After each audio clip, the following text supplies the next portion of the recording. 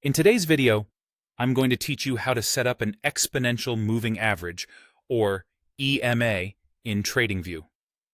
Whether you're a seasoned trader or just getting started, the EMA is a popular tool that helps smooth out price data to identify trends over time. Let's dive in and set it up on your chart. First, you'll want to navigate to the top of your TradingView chart. Here, look for the Indicators and Strategies button. Clicking this button will open a new window where you can search for various indicators.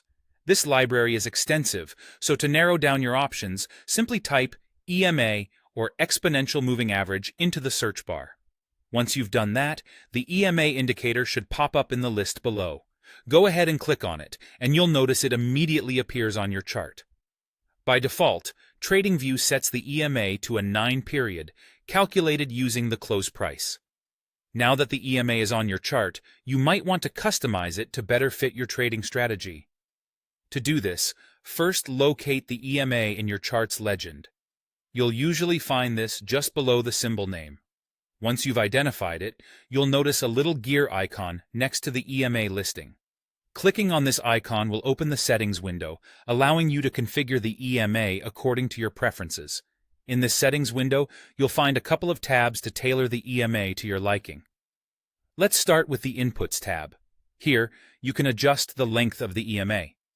The default is a 9-period, but you might want to change it to 20 or 50, depending on whether you're looking for a short-term or long-term analysis. You can also choose the source of the data, such as using the close price, open price, or even averaging the high and low prices, known as HL2. The choice of source can impact how the EMA interacts with price movements, so choose one that aligns with your trading approach. Next, move over to the Style tab. This is where you can modify the visual aspects of the EMA on your chart. You might want to adjust the line color for better visibility, especially if you're using multiple indicators. You can also tweak the thickness of the line. Thicker lines are easier to see at a glance, while thinner ones might be less obtrusive if your chart is already cluttered. Lastly, you can alter the opacity to help the EMA blend well with other chart elements. Once you've made all your desired changes, click OK to save them. And there you have it.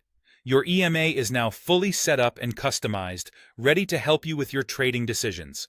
Feel free to experiment with different settings and find what works best for you. Thanks for tuning in, and happy trading.